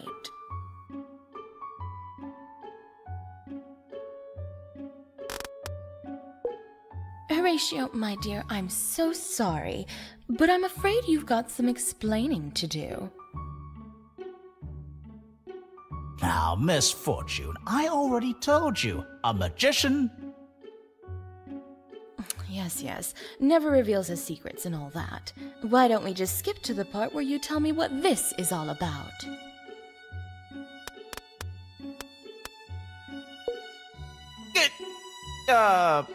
Where did you find that? In the breaker room, darling. Right where you left it. Oh. Here's the part where you start talking, then. Well, you're right. I put it there. It was Titanico's idea. He thought the whole blackout business would add some drama to the evening. An excuse to startle us. Especially poor little Miss Sherice. So there was nothing wrong with the wiring, then? Nothing at all. That's why he had to make sure to send me to deal with it. So, you were the only other one who knew about this little special effect then? Yes, I do believe so. I did say that the prince often took me into his confidence, didn't I?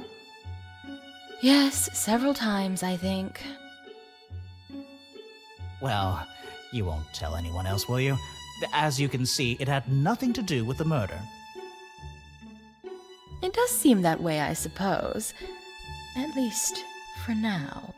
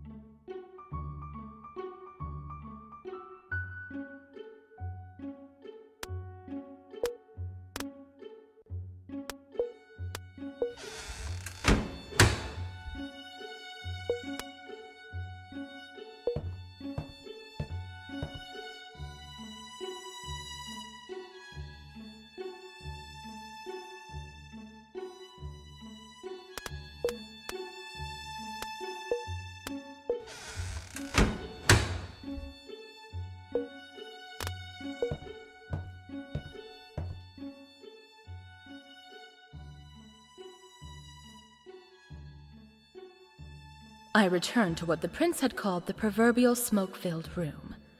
It struck me that this would be the perfect place to call everyone and reveal the truth to this mystery. All in good time, of course. In the meantime, I thought it wise to take another look around while I still had the room to myself.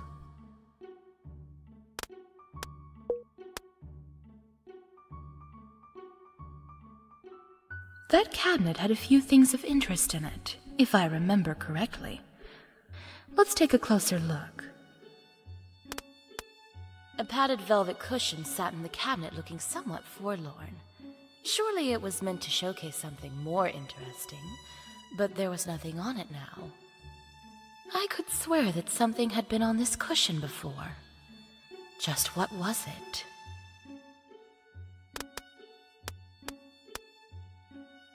Yes, that was it. There had been a knife on the cushion during our tour. I was sure of it. And not just any knife. The knife that may have stabbed the prince. But who could have taken it? I cast my mind back, trying to remember if anyone had lingered behind for even a moment. But it availed me nothing. The prince had been the first to leave the room, but that was the only thing of which I was certain. In the cabinet, there was an odd little doll that seemed to be made out of straw. Was it some kind of voodoo doll? I tried making those a time or two myself, although, to my great dismay, they never seemed to actually work quite right.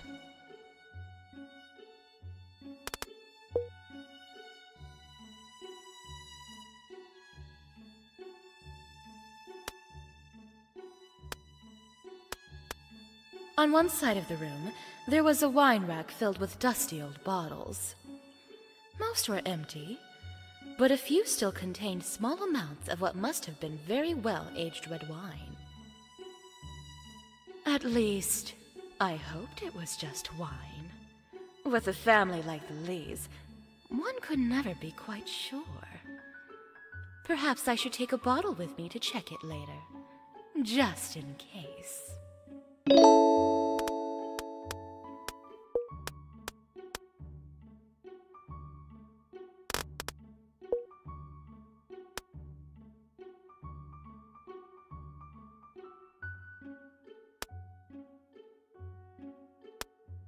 The large crystal globe in the cabinet was impossible to miss. It seemed to be filled with a swirling red mist of some kind, and as I stared into it, I thought for a moment that I could see a pair of malevolent eyes, Or was it just one, staring back? But surely it must have just been my reflection in combination with the dim light.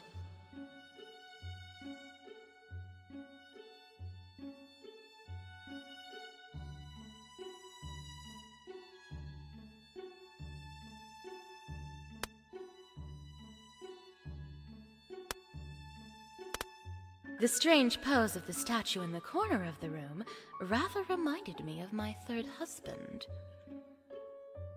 You see, the last time I saw the dear old boy, he was in the process of losing his balance and tumbling down the hall stairs. Terrible tragedy, really. I had to have those stairs completely replaced just to get the blood out.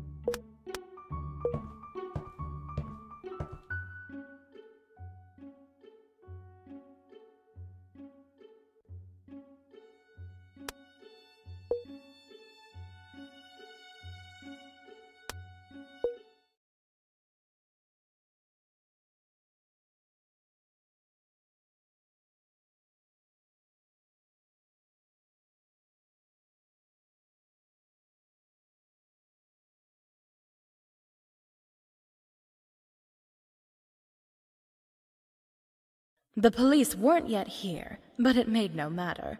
I had seen everything I needed to see. It was time to lay this mystery to rest and expose the guilty party for all to see. I do so love it when someone other than me gets their comeuppance.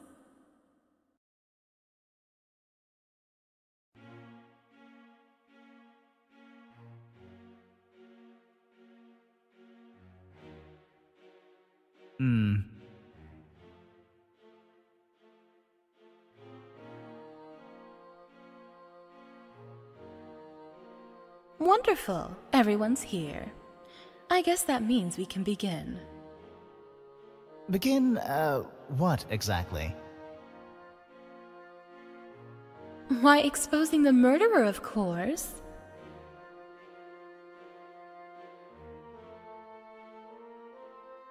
You mean you know who it is? Of course I do, my dear. Don't you? Well, no. I'm not sure. At least not yet. Pity. You were the one who said we had to see the truth for ourselves or something, weren't you? Well, it's a good thing that at least one of us has been busy this past little while. Come now, darling, you simply can't keep us in suspense like this. Are you going to tell us or not? Yeah, after all this, it better be good. Not that I'm getting my hopes up or anything, mind you. Tut-tut. All in good time, my dear little girl. First, we all need to agree on some basic facts. Mr. Klops, you've been posted out in front of the house ever since we found the body, yes? Yes, ma'am. That's right. And did you see anyone leaving the house? Or anybody hanging about at all? No, ma'am. There was no one there. And nobody would have got past me, that's for sure. No, I'm sure they wouldn't. That glowering gaze of yours alone would be enough to send them scurrying back the way they came. As for the rest of us, did anyone find any trace of a break-in? Broken windows, muddy footprints, anything at all? Indeed not. I saw nothing of the sort, and if I might say so, a magician's eyes are trained to spot even the smallest of details. I didn't see anything either. Not a thing. Good then, so we agree. Nobody else has entered or left the house, which means that the killer is one of us, right here in this room.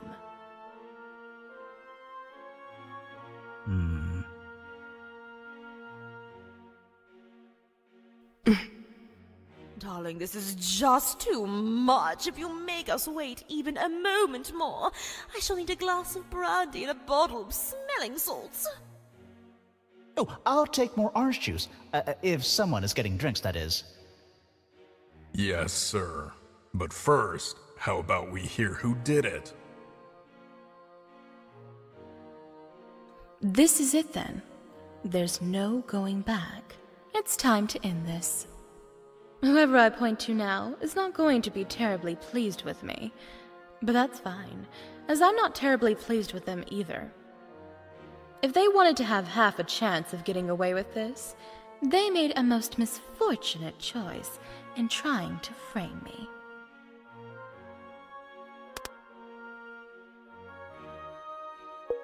It was you, little Miss Sherice. You killed Prince Titanico. What? No, Bollocks. Complete bollocks. Sherry wouldn't hurt anyone.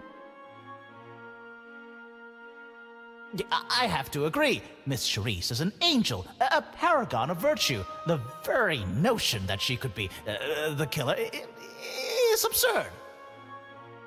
Oh, yes. She is an angel. That much I'll agree. But there's more than one sort of angel in this world, isn't there? Darlings, I've lived long enough to know that people can always surprise you. But leaving aside the aspect of character, just how in the world would a delicate young lady like Miss Sherice be able to overpower and kill a man like the prince? He had to have been twice her size, at least. Yes, I suppose we should get that little detail out of the way first. You see, the prince...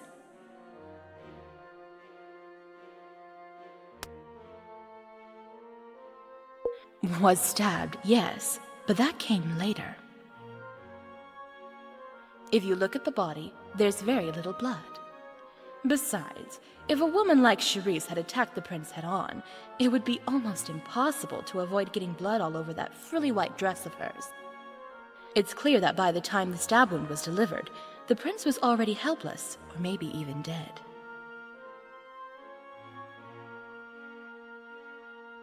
So what do you suppose happened then? Let's think back for a moment. Just what was the prince doing when he left us for the last time? I just told him about a phone call. He was going to take it in the hall. Indeed he was. At the top of the double stairs, there's a phone, isn't there?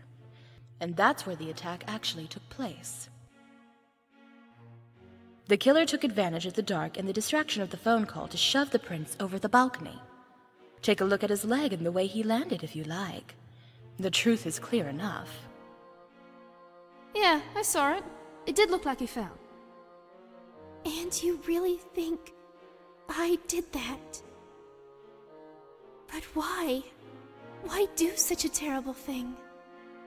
To answer that question, we need to take a step back as to why you were dating our dark and mysterious prince in the first place. You see, my dear, you were...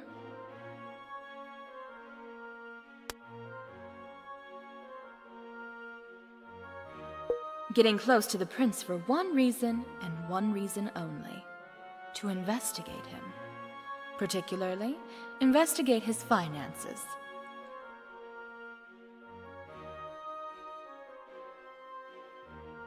Investigate him? But why ever would Miss Sherice do a thing like that? She's not a detective, too, is she? Not professionally, perhaps, but not long ago, she found out something very troubling to her. It was you who told me that, Leah dear, wasn't it? We learned that her family had been mixed up with some really bad people. No, more than just bad. With true evil. She just wants to make up for it all. Make it all right again. Sometimes I worry she thinks she can carry the weight of the whole world if she pushes herself hard enough. Your family had been doing business with a good number of unsavory characters, hadn't they, little miss? Yes, it's true. They had. And based on the family records that you inherited, you suspected that one of those characters was Prince Titanico. It seems telling that you two gentlemen don't seem to find this terribly implausible, do you? What, me? Well, the boss, it's not really my place, ma'am. I'm just a valet. I wasn't really privy to the business side of things, you know. Of course you weren't, dear. Regardless, the prince saw Miss Sherice as a helpless ingenue that he could bamboozle and sweep off her feet. But the truth is, she was the one using him to get close to him so as to snoop on his finances. I just needed to know the truth. I needed to know how far it all went. Look, it's true Sherry thought the prince was up to no good. But she didn't kill him. I mean, how would she even? What, you think she was just gonna follow him around all night? And hope he got close enough to a railing for a little shove? What kind of plan is that? This is it. There was too much at stake. She couldn't have left anything to chance. I have to show this whole thing was planned from the start. How could she have been certain to get the prince by himself? Wait, that's it. That, my dear girl, is simple. The phone call. But I answered that call. Yes, but it was for the prince, wasn't it? Sherice knew that the prince would take the call by himself on the phone in the hall. It would be the perfect time to catch him alone and distracted. And she was perfectly prepared for it because...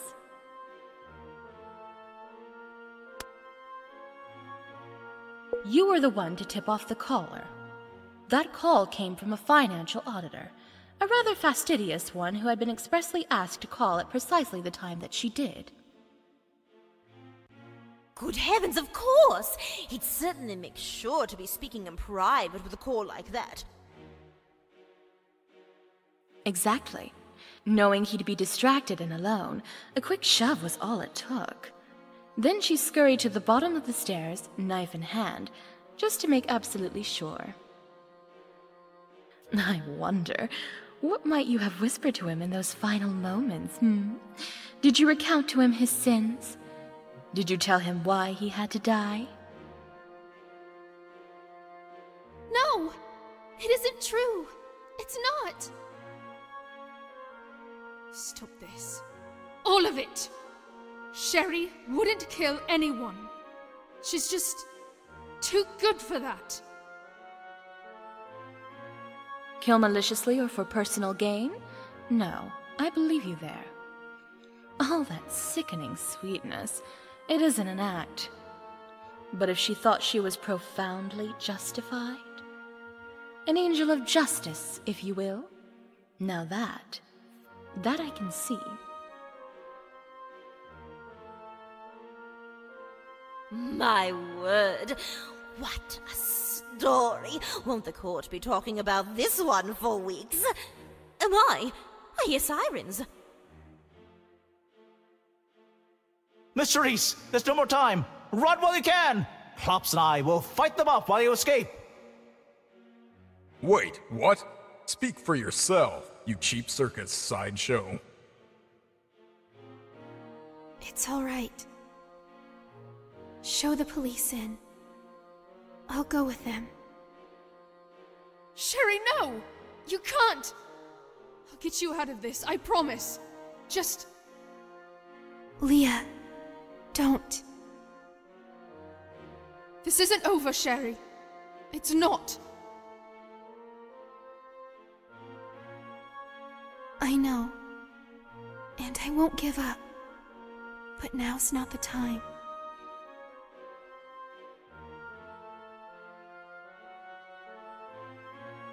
As for you, Misfortune, we'll meet again sometime, I think. Ah, yes. Probably at the trial, I imagine. Ta-ta, then. Goodbye, everyone.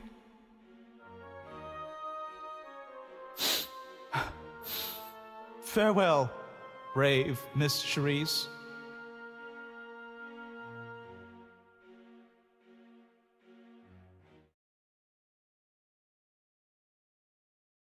I should have been relieved that it was all over, but the way she looked at me that last time before she walked away, I couldn't help a slight shudder in spite of myself.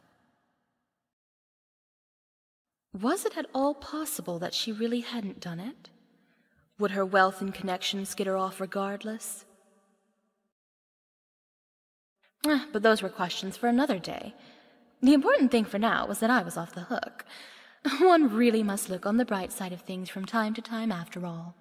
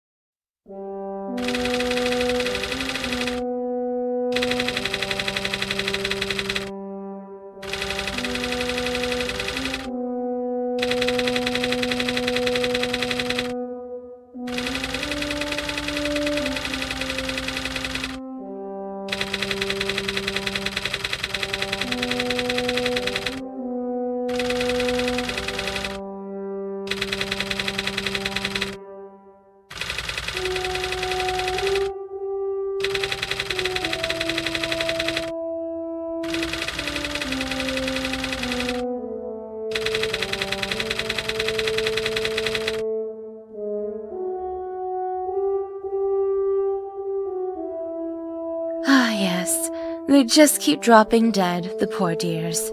It's so hard to find a good man with stamina these days.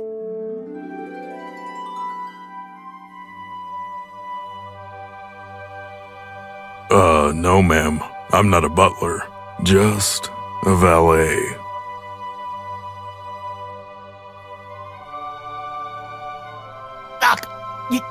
You have it. Everyone, stay back. She's armed and very likely dangerous.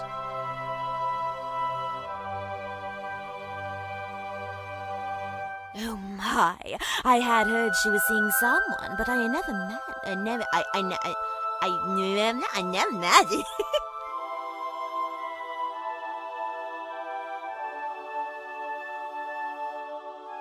Perhaps you preferred that your wife... No, that is your husband. You are the wife, and I am an idiot.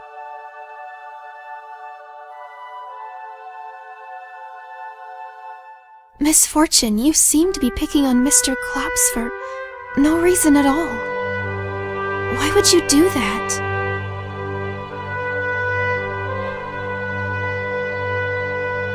Yeah, nice place you got here. If you like entertaining dead people,